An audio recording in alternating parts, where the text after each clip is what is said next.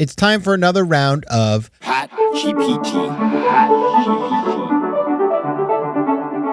And the topic for today is 20 years of FOMO. All right, ready to go? Start generating.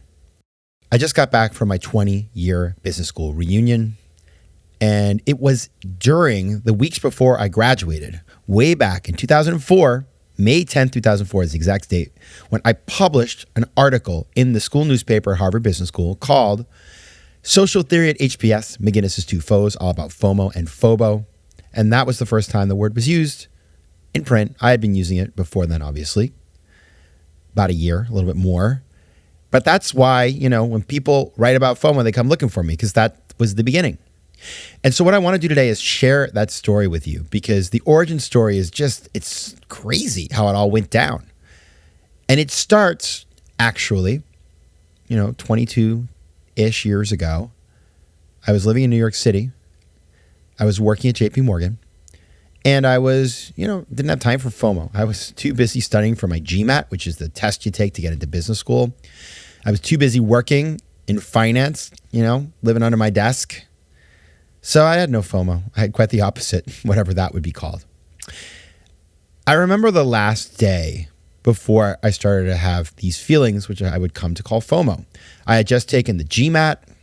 I did really well on it, thankfully. And I was like, maybe I'll apply to Harvard. It was not on my radar screen until I got that test score. And then I went out celebrating with my friends and, went home and went to bed very late. That day was September 10th, 2001. When I woke up the next morning, a plane had hit the World Trade Center, then a second plane. I was in shock. I ended up going to the office, and by the time I got there, I was in Rockefeller Center. I saw the tower fall, the first tower. And then, all hell broke loose, and it was very scary. And for the first time in my life, I thought to myself, wow, I have no idea if I'm going to be even safe anymore. What's going to happen in this world? Things are totally out of control. And so that day, I just thought to myself, wow, I need to value things in a different way. And what's crazy was the night before, right before I took a cab and went home, I had looked at the World Trade Center, and I'd said to my friends, what a beautiful view we have of this incredible building. And now that building was gone and thousands had died, and it was really scary. And so that really put me in a place of carpe diem, wanting to do everything all the time, live life to the fullest. And I took that mindset with me up to Boston when I started doing my MBA up there. I applied and was accepted. So the following year, about a year later, a little bit less than, about 10 months later, I moved out to Boston, started school.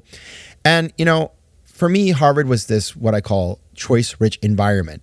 So many opportunities for many different experiences and, jobs and parties and trips and friends and, dating and just all the things. And it was an amazing place to be. And I'd never expected to be in a place like that. I didn't even know anybody really who'd gone to HBS. So I just wanted to do it all. And I had this carpe diem mindset, so I tried to do it all, as did all of my friends. We were just running around like chickens with our heads cut off, trying to do it all. And it was pretty fun, but also exhausting and stressful. And I started to realize that I had anxiety about missing out on stuff. I started to call that the fear of missing out, shortened it to FOMO. I started using it with my friends. And FOMO became this thing we talked about, like, oh, don't go to that, FOMO. Oh my goodness, he has so much FOMO. So when I was about to graduate, I thought, what I'm going to do? I want to remember this. Let me write an article in the school newspaper. I'd never really written all that much. I like to write, but this was kind of new for me. I wrote this funny little article. You can find it on the internet. And well, the rest is history. That article was very popular. My friends loved it. It was rerun, I think, a couple of years later, actually. And, that is the story of how FOMO was coined by me. The question is, how the heck is it still around today? How did it spread? And what did we learn? We'll get to that right after the break. FOMO. All right. So I was telling you how FOMO was coined. How did it spread? Well, I'll tell you, I forgot about it, to be honest with you. I mean, I used it, but I got a job in New York and was working all the time, and I didn't have time for FOMO again. And I didn't, think about it a lot. And frankly, when I was in business school, we didn't have social media. Okay. No Facebook, no Instagram, obviously. I think we had LinkedIn by the end, but it was a different world. So that environment that I had been in at Harvard, where I was on top of all my classmates, were 900 students, per year, so 1,800 on this little campus where you didn't need social media because like it was like living inside of a mashup of all the social media sites being there. I left that and I was like, that's the end of FOMO. That's why I wrote that article, to sort of like remember this funny time in my life. But of course, FOMO lived on. And so 10 years later, when I went back for my 10-year reunion in 2014, I got a call from a reporter the day before I went to Boston. And he said, I'm writing an article about the history of FOMO and its connection to Boston. I've traced it to you. And I said, that is true, but why the heck are you writing about the word FOMO? Like, how do you even know about the word FOMO? And he said, it's in the dictionary. I had no idea. I swear to God. No idea. Blew my mind. And so I was like, wow, you want to talk to me about this?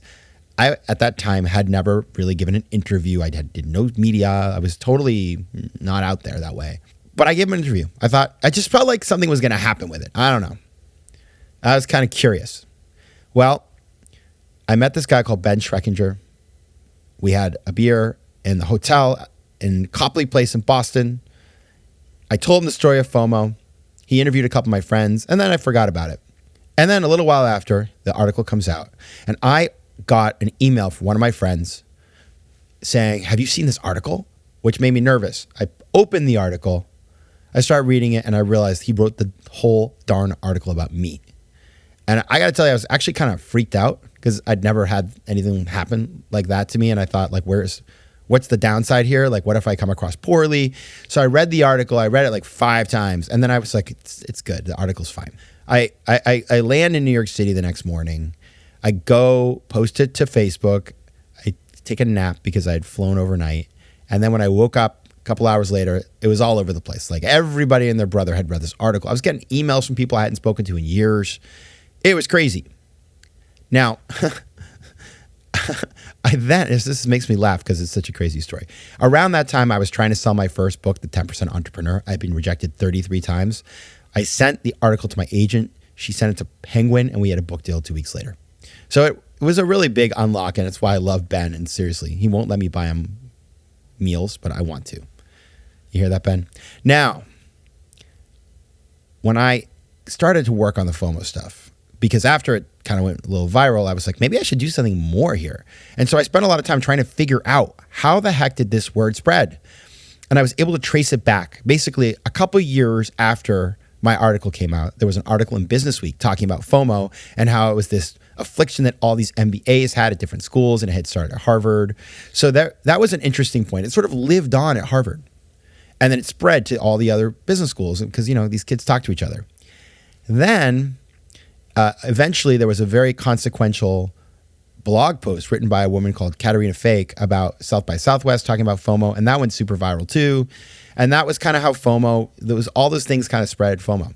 But the big thing for me anyway is that, so my friends, they took it with them around the world. My neighbors at the school took it with them to their jobs all over the world. But there was one neighbor in particular who had a big impact. His name's Mark Zuckerberg, who lived 7 minutes walking from my apartment. While I was inventing FOMO, he invented Facebook, same semester. And then he gave us all FOMO, right?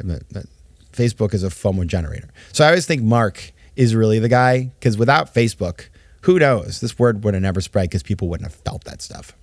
Thanks, Mark. Now, as I said, I ended up writing my first book, 10% Entrepreneur. Then I ended up writing a book about FOMO. I started this podcast. I do a bunch of speaking. Now I'm the spokesman for a company called Mercado Libre in a campaign called FOMA, Fear of Missing Audience.